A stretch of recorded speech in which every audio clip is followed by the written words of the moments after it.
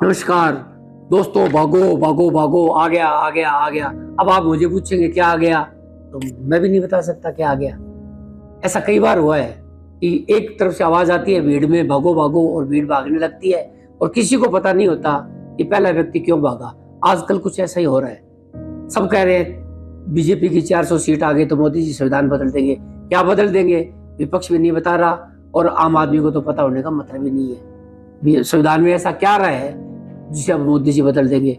और दूसरा क्या चल रहा है कि बस सच बोले मोदी का ऐसे मोदी से डरियो, और सब भाग भाग के बीजेपी में जा रहे हैं। क्यों भाई? अब ये चीजें जो है वो हमें आज हम चर्चा करेंगे इस विषय पे कि ऐसा मोदी जी क्या कर देंगे 400 सीट आने के बाद में। हमारे संविधान में ऐसा क्या बचा है? साथियों, हमारे संविधान में जो खास चीजें थी वो 4-5 चीजें थी। नंबर 1, हमारी संविधान की प्रस्तावना। नंबर 2, हमारे मौलिक अधिकार और नीति निर्देशक तत्व। नंबर 3, हमने हमारे जनतंत्र को चलाने के लिए संसदीय प्रणाली अपनाई। हमारे सरकार के 3 मुख्य अंग है, व्यवस्थापिका, कार्यपालिका और न्यायपालिका। इन तीनों की अपनी अपनी शक्तियां दी हुई है। शक्तियों का पृथक्करण किया हुआ था हमारे संविधान के मूल प्रावधानों में, और एक दूसरे पे चेक भी था। जैसे मान लो कोई गलत कानून बना दिया व्यवस्थापिका ने, तो उसे सुप्रीम कोर्ट खत्म मतलब जो है निरस्त कर सकता था, ये संवैधानिक है। और कार्यपालिका का काम था जो व्यवस्थापिका कानून बनाती है उसको लागू करना। तो इसके लिए मूलभूत बात ये थी कि कम से कम 3 जो है वो सरकार के अंग, जिनकी अलग अलग अपनी शक्ति है, वो 3 अंग तो रहने चाहिए थे। लेकिन हमारे संविधान में ये चीजें तो खत्म कर दी मैडम इंदिरा गांधी ने। आपातकाल के समय हमारे संविधान में 42वां संशोधन किया गया, जिसको हम कहते हैं मिनी संविधान, यानी छोटा संविधान अपने आप में। उसमें उन्होंने सबसे पहले क्या किया कि हमारे कार्यपालिका की सारी शक्तियां हमारे राष्ट्रपति महोदय में है। अगर आप हमारे संविधान, जो मूल संविधान का अवलोकन करेंगे, तो हमारे संविधान के अनुच्छेद 53 के अनुसार हमारी कार्यपालिका के मुखिया हमारे राष्ट्रपति है। और राष्ट्रपति जी अपनी सहायता के लिए, राय देने के लिए एक मंत्रिमंडल नियुक्त करते हैं। कहीं नहीं लिखा हुआ वो मंत्रिमंडल संसद से नियुक्त करेंगे या आम आदमी से लेंगे। उस मंत्रिमंडल का हेड जो है वो प्राइम मिनिस्टर होगा, लेकिन नियुक्ति कौन करेंगे? वो राष्ट्रपति जी। अब प्रधानमंत्री जी की इस नियुक्ति के अधिकार को इंदिरा गांधी ने अपने जमाने में 42वें संशोधन से खत्म कर दिया। राष्ट्रपति महोदय को शक्तिहीन कर दिया और ये शक्तियां उनसे छीन ली गई, और ये प्रावधान कर दिए गए कि जो भी प्रधानमंत्री का मंत्रिमंडल राय देगा उससे मानने के लिए राष्ट्रपति महोदय बाध्य है। एक तरह से कार्यपालिका को ऑलमोस्ट खत्म कर दिया गया। अब हम ये बात करते हैं व्यवस्थापिका की। शॉर्ट में आप ये समझ लीजिए कि हमारी व्यवस्थापिका हमारी संसद है, लोकसभा और राज्यसभा, जो कानून पारित कर देती है, फिर राष्ट्रपति महोदय उसको स्वीकृति दे देते हैं, वो कानून बन जाता है। अब हमारी व्यवस्थापिका कौन है? हमारे सांसद चुने हुए। और हमारे सांसदों में आज कौन है कि एक राजनीतिक दल के बहुमत।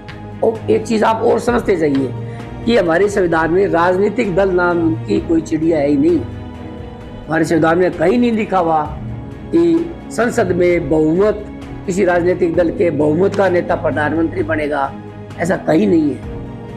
ये सारी हमारी बाहर से प्रथाएं चली जो हमने मौखिक रूप से अपनाई।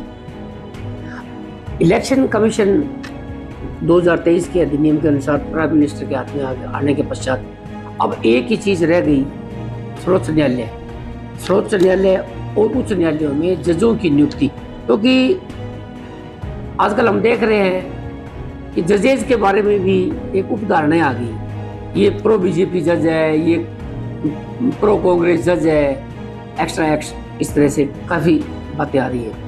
अब जजेस अपॉइंटमेंट का आपको थोड़ा सा शॉर्ट में आप समझेंगे कि 1950 से 1973 तक जो हमारे संविधान की मूल व्यवस्था थी, हमारे संविधान के आर्टिकल 124 के अनुसार राष्ट्रपति महोदय मुख्य न्यायाधिपति सर्वोच्च न्यायालय की नियुक्ति करते थे।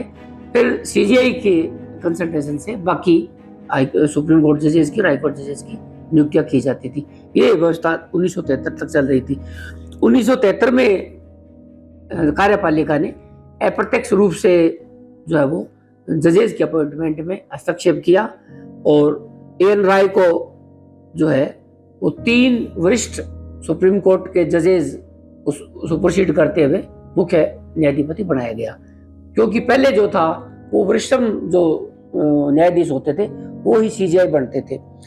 इसके बाद में जब मामला 1982 में, जिसे हम फर्स्ट जजेज केस के नाम से जानते हैं, इसमें मुख्य रूप से ये तय किया गया कि राष्ट्रपति जी जो परामर्श लेते हैं और जो परामर्श उनको मिलता है वो परामर्श जो है वो सहमति माना जाए, यानी इसमें सरकार की भूमिका को मजबूत कर दिया। अब इसके बाद में जो सेकंड जजेज में इस मामला दोबारा उठा जजेज की नियुक्तियों को लेकर, तो जजेज ने क्या किया, 9 जजों की बेंच बैठी थी, उन्होंने सुप्रीम कोर्ट और हाई कोर्ट में जजों की नियुक्ति को संविधान से बाहर निकाल के और अपने हाथ में ले लिया। ये कोर्ट में लॉ था हमारे सुप्रीम कोर्ट का। हम ये कह सकते हैं कि सुप्रीम कोर्ट ने व्यवस्थापिका का जो कार्य था वो अपने हाथ में लेके एक कोर्ट मेड लॉ बना दिया और जजेज की नियुक्तियां जो है वो शुरू कर दी चीफ जस्टिस ऑफ इंडिया ने। अब मैटर और आगे बढ़ा तो फिर मामला चलता रहा और थर्ड जजेज जो केस हुआ उसमें 1998 में उसमें यह तय कर दिया गया कि एक तो कॉलेजियम का आकार बढ़ा दिया। पहले सीजीआई अकेले थे, अब उसमें लिख दिया कि एक सीजीआई खुद और 4 वरिष्ठतम सुप्रीम कोर्ट के जजेस, यानी नियुक्तियों का अधिकार अब इस कॉलेजियम के हाथ में आ गया। अब ये प्रधानमंत्री जी या जब सर्वोच्च न्यायालय कार्यपालिका के अकॉर्डिंग नहीं चलते तो फिर संभावित था झगड़ा होना। तो मोदी जी ने क्या किया, एक 2014 में 99 संशोधन किया और नेशनल जुडिशियल अपॉइंटमेंट कमीशन की जो है वो नियुक्ति कर दी, एक नया अधिनियम बना के, और उसमें जो है वो जजों की नियुक्ति का अधिकार जो है वो निश्चित कर दिया, जिसमें सीजीआई साहब, एक केंद्रीय कानून मंत्री और 2 सुप्रीम कोर्ट के वरिष्ठ जजेस और 2 विशेषज्ञ, और विशेषज्ञ 2 कौन, जिसे प्रधानमंत्री जी नियुक्त करेंगे। तो इस तरह से अब न्यायपालिका को लगा कि ले देकर न्यायपालिका के हाथ में जजेस अपॉइंटमेंट का काम था। अपने भाई भतीजेवाद, ये जो अंकल जजेस ये सिस्टम चला रहे थे, सुप्रीम कोर्ट भी कोई दूध का धोला नहीं रहा था।